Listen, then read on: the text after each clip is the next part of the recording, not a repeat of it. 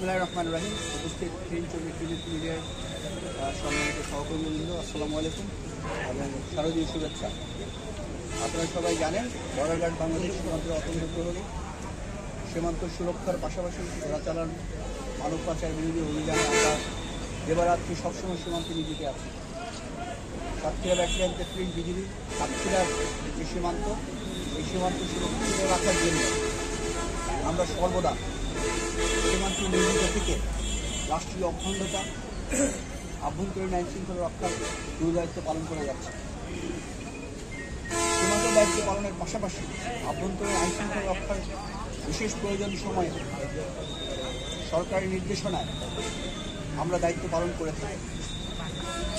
আসন্ন শারদীয় দুর্গোৎসব উপলক্ষে আমাদের বিশেষত সীমান্তবর্তী প্রায় অর্ধশত পূজা মণ্ডপ, এগুলোকে নিরাপত্তা বিধান করার জন্য আমরা অলরেডি 2রা অক্টোবর, যেদিন শুভ মহালয়ের যেদিন সেদিন থেকেই আমরা দায়িত্ব পালন শুরু করেছি। আজকে যারা অংশীজন, এটার সাথে যারা সংশ্লিষ্ট পূজা মণ্ডপের কর্তা ব্যক্তিগণ, স্থানীয় গণ্যমান্য ব্যক্তিবর্গ, রাজনীতির প্রতিনিধি, ছাত্র সম্প্রদায়ের প্রতিনিধি এবং সংশ্লিষ্ট সকলকে নিয়ে আমরা আজকে মত বিনিময় করলাম এবং তাদের সাথে মত বিনিময় করে আমরা এই বিষয়ে আশ্বস্ত হয়েছি এবং ঐক্যমত্যে পৌঁছেছি যে সাম্প্রদায়িক সম্প্রীতির যে বাংলাদেশ, যেখানে আমরা সবাই একসাথে থাকি, এক পরিচয়ে, জাতি, ধর্ম, বর্ণ, গোত্র নির্বিশেষে রাষ্ট্রীয় গোয়েন্দা বাহিনী। তো আমি সবাই দুর্গোৎসবের যে মূল পর্ব শুরু হবে 8ই অক্টোবর থেকে শুরু করে 13ই অক্টোবর পর্যন্ত, এই সময়টাকে মাথায় রেখে আমরা আমাদের ব্যাপক আইন শৃঙ্খলা রক্ষার্থে ব্যাপক কার্যক্রম পরিচালনার পরিকল্পনা করেছি। এর অংশ হিসাবে সবার সাথে আজকে মত বিনিময় করলাম এবং ওনাদেরও অভিমত আমরা জানলাম, ওনাদের কাছ থেকে আমরা বক্তব্য শুনলাম।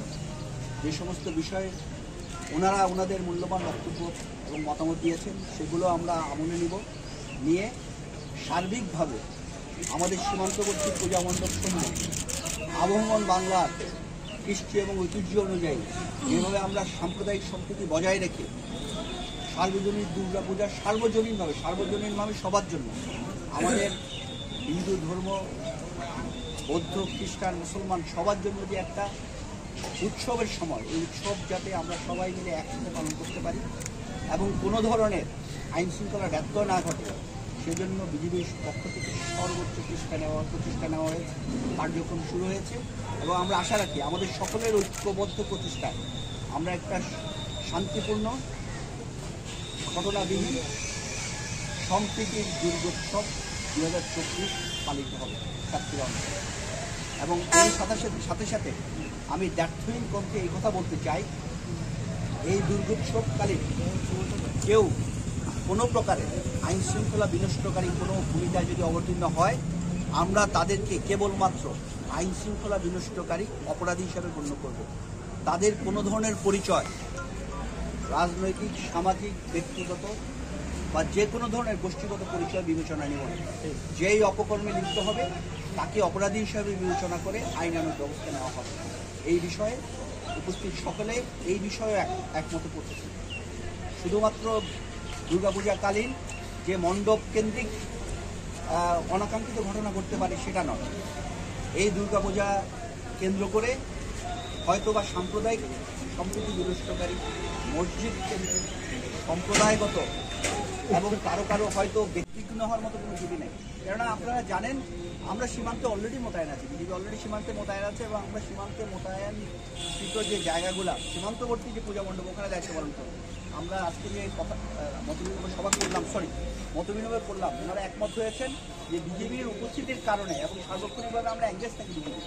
আপনারা জানেন, অনেকে হয়তো সীমান্তে বাড়ি, আমাদের যে ডিউটিগুলো বলার আউটপোস্ট, এরা অলরেডি আমাদের জনগণের সাথে থেকেই আমরা এই দায়িত্ব পালন করে থাকি। সীমান্ত রক্ষা, চোরাচালান বিরোধী অভিযান, মানব পাচার বিরোধী অভিযান, এগুলো আমরা স্থানীয় জনগণের সাথে সমন্বয় করে থাকি এবং মতবিনিময় এটা আমাদের দৈনন্দিন কার্যক্রমের অংশ। প্রতিদিনই প্রায় আমরা আমাদের প্রত্যেকটা ডিওপি থেকে আমাদের স্থানীয় জনগণের সাথে মত বিনিময় করি। Ready?